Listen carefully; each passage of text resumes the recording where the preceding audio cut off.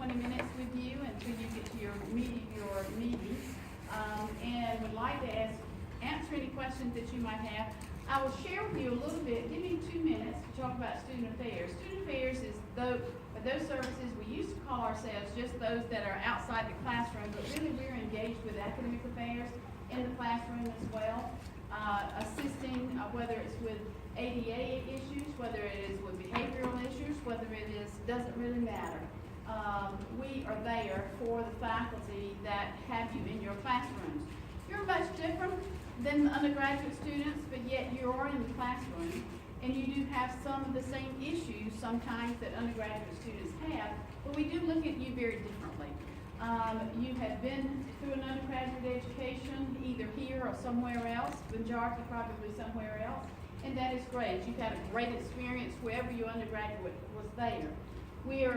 Tyrese talks often that we want the graduate students to enjoy as much about the Clemson experience as they possibly can, and we want to provide that opportunity for you. Certainly Bernardo is here. He is our liaison with international students and graduate students in student affairs. Student affairs has a gambit of things that we oversee to include, we have 4 associate VPs, and they oversee all the areas in student affairs, whether it's dining. Most of you probably don't eat in the dining hall other than casually through the day or through the night, or sometimes you might grab a meal. Most of you don't have meal plans. You don't live in housing for the most part. A couple of you might, but not many. And then we have all the other things, your IDs, your access cards to getting into buildings and getting into wherever. Your ID cards are through student affairs as well. Campus recreation, which some of you do intramurals, you do participate in some of the things in campus rec. Those things that we have in health services and counseling. We look at the insurance for graduate students, which is at the forefront right this minute as we look at going forward with insurance plans for graduate students as well as undergraduates. We also do all of those CUPD things, the fire department, police department. We are probably one of the only institutions that have a municipal court and a municipal judge. We service the city as far as fire is concerned. You have your own ambulance here. You have your own transports here on this campus. We also have parking, and I think most of you probably would just throw that away if you could. Parking, we have enough parking on this campus. It's just not where you would like for it to be. But there is a parking that is in. We have Dan Hoffman, who does a tremendous job in parking. He's always looking at new and better ways to do things. We also have those areas with, most of you are not in Greek life. You may have been in Greek life in your undergraduate education. In PHC groups are certainly involved in graduate groups as well. Some of them don't even go through the intake process to graduate school. So the process is much different. Orientation, we do orientation for graduate students. Jeff Brown and those do a great job. We've just started that, working with Dr. Jason Osborne through graduate school. So we're excited about providing that opportunity as well. And the list goes on and on and on of those things that we provide for you. But we really want to just say that we're here for you, want to help you in any way that we can. Certainly from an international student perspective, graduate student perspective, and we know all graduate students are across the gamut. You could be in the PhD program, you could be in a master's program, but whatever you're in, we're here for you. I'm going to shut up and let you ask me any questions that you might want or you might have. This might be a short night for me and you. Yes. Mertita Alfred, Chief of Staff. So I guess first of all, I want to thank you for the tickets to the national championship game. It was nice to drive down and enjoy the game from the comfort of the aisle. My question has to do with your vision for the graduate student experience. I think the undergrad experience is very that vision is well known, but not as much for the graduate student experience. So as a VP of Student Affairs, what's your vision, or how do you plan to kind of help shape the experience for graduate students? And I will be honest with you, I think from way back when, this institution has concentrated on undergraduates, no doubt about it. Our international program is growing, our graduate students program is growing. think we're at almost a pivotal point for graduate students to become very much a part of this institution. Not that they haven't been in the past, but I really do think, and I have to give a lot of credit to Bernardo. Bernardo came on board when I first came back in 2014. I have to tell you that I was here at Clemson for 31 years. I was in housing for 11, dean of students for 6, VP of student affairs for 14. I left for 8 years, and left those 8 years, and was in New York 5 of those 8 years. Enjoyed my stay there. Was asked to come back in the exact same role in the vice president's job. Had been here for 2 years, so I'm getting reacclimated. New staff, new people, new students, new initiatives for graduate students. And I give Bernardo credit. For a year, he actually went around and talked to probably 60, 70 people. He's gone to other institutions and finding out how can he be engaged with global engagement, with international students, and how can he move the graduate students to more of a Clemson experience. Ganeet and Tyrese have both, in the last 2 years that I have been here, have wanted to be very engaged in having a Clemson experience with graduate students, and we're all for that. I was just talking with Bernardo, saying that how good it would be. We do plan to tear this building down. We do plan to get rid of the A-section Johnstone Hall. We do plan to put a footprint of a student center right here. How good it would be to put the international and global engagement folks in this building, in this new building. Make a graduate student center that we can be proud of. Certainly, I give accolades to those people that made some changes to the University Union as you came in on the loggia. That's what we used to call it, with the loggia right there for graduate students.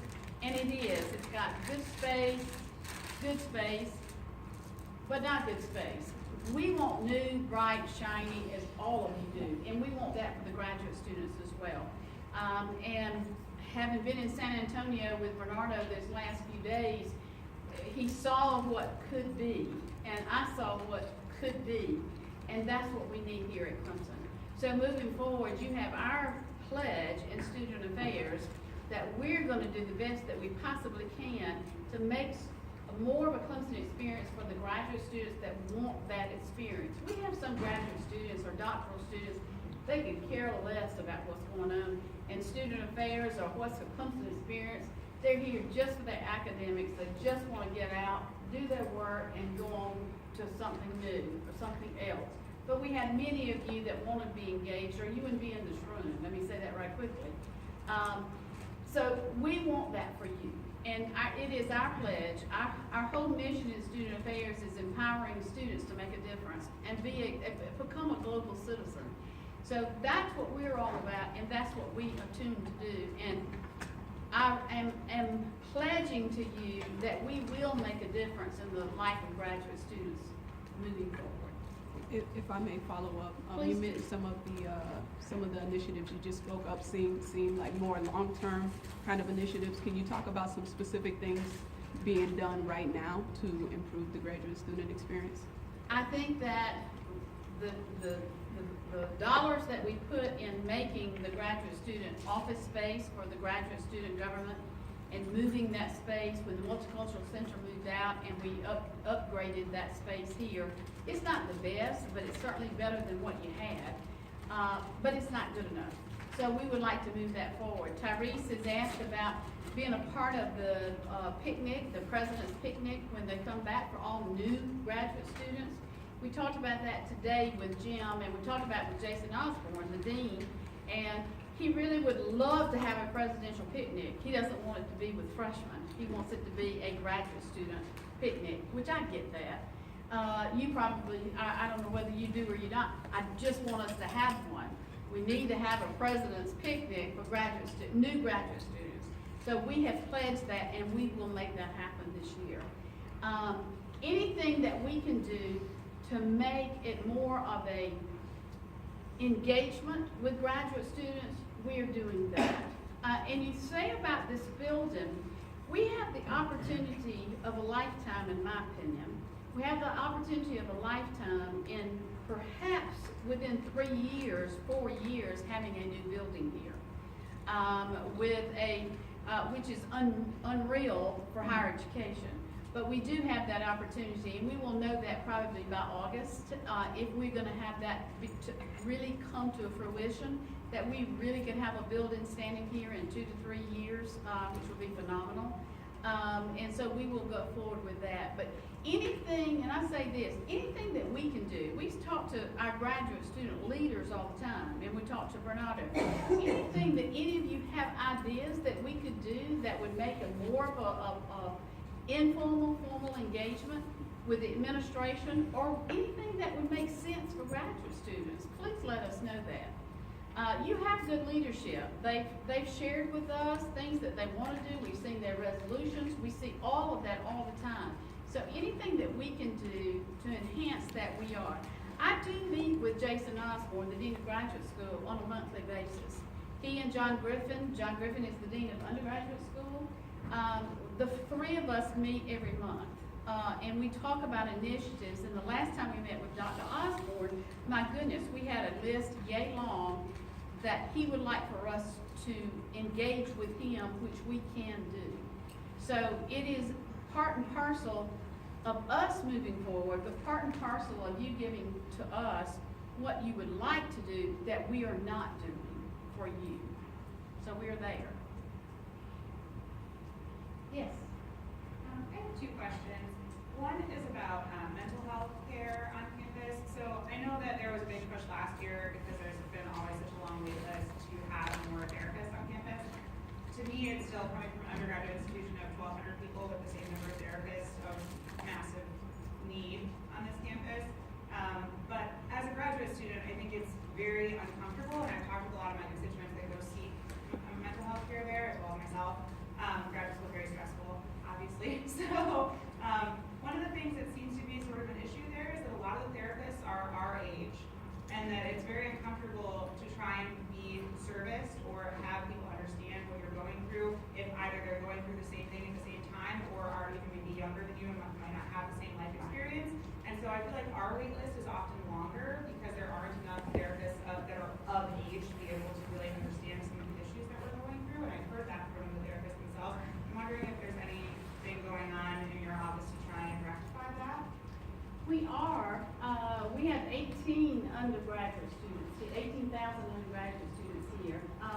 In actuality, we look at a national norm and national trends. We have actually more counselors per student, undergraduate and graduate, than most institutions do. That does not make it right that you cannot get in immediately to see someone that you would like to see that is a little bit older. We are doing a complete review of our entire health service, undergraduate, graduate, health services, and CAPS that will be coming up and starting probably in this summer, that will go through probably an entire semester to really not only look at, numbers are numbers. I get tired of people sometimes saying, well, the national trend shows that y'all got 2 more counselors than y'all really need per capita of students. Well, thank you very much, but I can look at our data, and it tells us that we still have students that might be waiting. Our wait list is gone. Our wait list has dwindled for sure. Sometimes our students that request specifics of a counselor, they do have to wait. If someone says, I don't want to see a male counselor, I want to see a female counselor, I want to see someone that is the list goes on. You can only imagine, sometimes a counselor will be requested and it'll have 5 caveats that this is the only person that I would like to see, and that person may have to wait 2 or 3 days to get in. If they wanted just a counselor for immediate attention, they could get in that day. So that is an issue, but we are looking at all of that, and we'll be reviewing everything that we have in place in the counseling center over probably start the summer and go through the fall. But I would say this, anytime that you have an issue that you need immediate care and you can't get into a counselor that you think is appropriate, all you have to do is let the director, George Clay, let him know, and he will make that happen. Okay.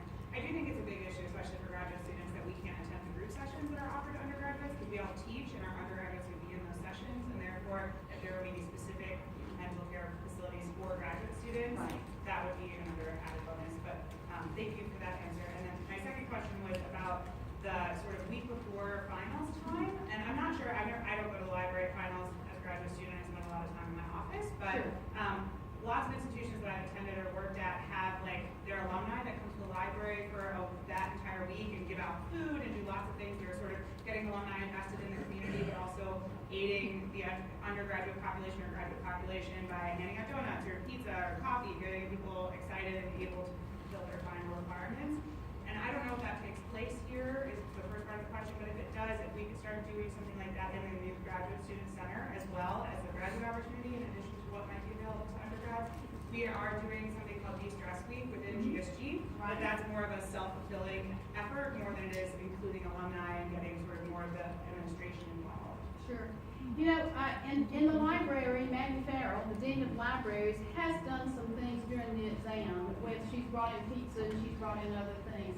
I know she has not brought that over here or through the Hendricks Center, because you have to realize that there are probably, I'm gonna say, I'm not gonna exaggerate, I'll say 6 or 7 different buildings on campus during exams that they open up all of their doors for study. It doesn't matter if it's Brackett, the Hendricks Center, certainly now here. And I know the library, and I know Maggie is doing some of those things where she's offering free coffee and donuts and things like that.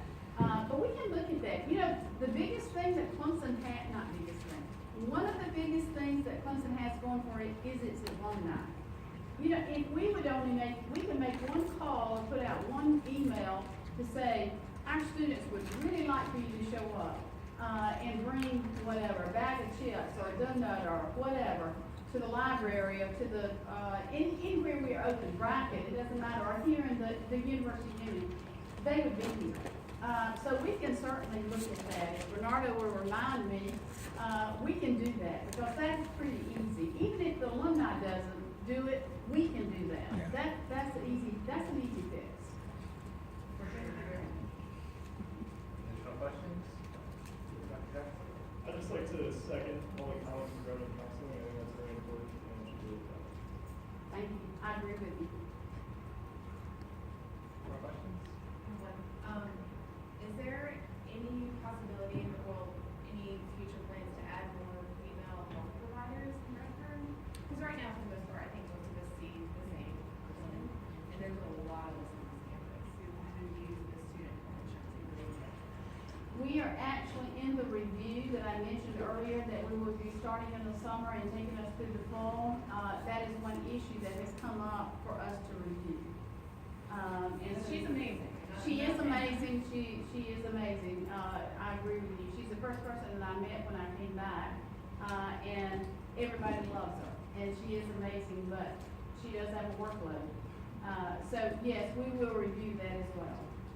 But thank you for saying that. Further questions? With everything surrounding the executive order, I know the university ultimately released a statement, and Dr. Osborne released a statement, but Student Affairs didn't release a statement, at least not to the general student population. And as someone who's kind of, I'm not in student affairs, but familiar with student affairs. Student affairs are like the people that we kind of go to in terms of the advocates for students. So I'm just curious as to why student affairs didn't release any statement in support of our international student population, or even now with new executive orders being passed, why didn't Student Affairs Office release anything, not necessarily to contradict anything the university said, but just to show that as, I guess, our advocate and as the ones who really shape the experience of students on campus, to really provide that support and advocacy for our international population. You know, we had the open forums, which I attended as well, and it really was geared to help those students that were there, and we were all there saying to you, if you have been impacted by this executive order, we want you to know that we're here for you. We want to be able to help you on your individual situations, which we had many that did come, and we spoke to those individual students. When the president put out his message to all of you, we thought that was a message from all of us as well. You need to know that when the president speaks, he's speaking on behalf of all of the executive leadership team, which is all of us, in student affairs. And students have a tendency, maybe not graduate students, undergraduate students have a tendency not to read their emails. And we don't want to inundate people with emails, so they say, oh, here comes another one, here comes another one, here comes another one. Not that I think we could have sent out 15 telling students how we care for them, and it would have been fine with me. But it is a collective decision of who's sending out emails to faculty, staff, and students. Now, you got an email probably from me today about spring break, and telling you that we were caring about you, and et cetera, et cetera, et cetera, et cetera, about safe travels and all of this other stuff. I didn't send that through anybody to say, well, should we send this out? But you need to know that when the president speaks, he's speaking on behalf of all of us. That we really and truly did care about those students. We really did have those 4 open forums for our international students that were impacted. And we wanted to get to them to answer their questions specifically. And I had lunch with 6 of the Iranian students that were in that open forum. I said, come talk with me. Let's talk about what your issues are. And we got their issues solved. So it really is more about those that are impacted by those orders are those the people that we need to be reached to, which I think we did. But I don't think we can ever say too much, other than the fact that we do collectively decide when we're going to send something out to all faculty and staff and students, if that makes sense. Any further questions? If I may. Last year during the psych sit-ins, a decision was made to have 4 students arrested, one of which was a grad student. I don't know who all was involved in that decision, but just, from your perspective, in hindsight, do you think that situation could have been handled in a way that, Clemson students don't have to deal with the negative consequences of, having had to be arrested? I absolutely do, from a student standpoint. We met with those students, I did personally, with those students, as well as Max Allen and the provost, Bob Jones. And we told those students that they could stay for one night, but we would have to close the building the next day at 5:30 because we had financial aid records, we had XXXX. We asked them to please leave at 5:30 the next day. At 5:30, they refused to leave, and those 5 students that were there, I actually came down at 5:25, and I was the only one there, except for 2 police officers, and I begged them to leave. I knew all 5 of them by name, and asked them to leave. Please don't get arrested. And they looked at me, and one was the spokesman, and told me they wanted to get arrested. Therefore, they left us no choice. They were not handcuffed. They were walked to a conference room, given their papers, and they walked out the door. We could not have done it better. And I also would say that later on, as you all know, their charges were dropped. So I'm not sure what we could have done differently. When you say financial records are things that I guess I don't want to put words in your mouth, but could you elaborate on what the students staying after 5:30, what harm they could have done? In the building, there is access to financial aid records for every student that goes to Clemson. There are grades. The registrar's office is there, and they have access to those. Those particular doors where the lobbies are, there are no doors to close off. You can't lock that access to those doors. And so you have the president's office there with confidential information, vice president, provost, all the offices that we have confidential records in. Not to say that our students would go into that, but you don't let someone, whether it's a faculty member, staff member, me, or an administrator, take over a building where there are confidential records that you had access to. Are those records like locked behind in offices, or are you saying like you a fear of the students potentially breaking into the offices to gain Well, I would access? say a fear of anybody that's in that office. You don't have, if you leave an office, if you leave a building open, you have no access to who's coming in and out of those Right. buildings. We had people in that building that were not students here at Clemson, nor faculty, nor staff. They didn't go here, they didn't have any affiliation at Clemson, but they were in the building. You No. know, so it's just it makes no sense to do that.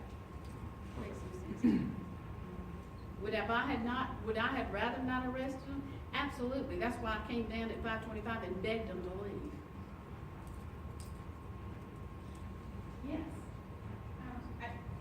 Sorry. Thank you. My last question is just about parking, and I know you said you probably all hate it. But I guess my question is, for those of us who are teaching assistants, when you say that there is enough parking but it's not in ideal spaces, I think one of the things that's sort of difficult on this campus is if you're getting paid to be in a class or teach a lab or something like that, and you don't have the same access professors do for parking to get to that class that you're also having the same responsibilities to be at, it makes it, like, there are times where I've had to, park on the opposite side of campus without realizing that that would happen that particular day, and it's taken me an hour to get a space, to walk to the place where I'm going, to do all that stuff, which I'm not getting paid for, but I'm still looking for parking, and I'm wondering if there's been anything going on in your office to try and have a separate permit for people who are teaching assistants that maybe we can park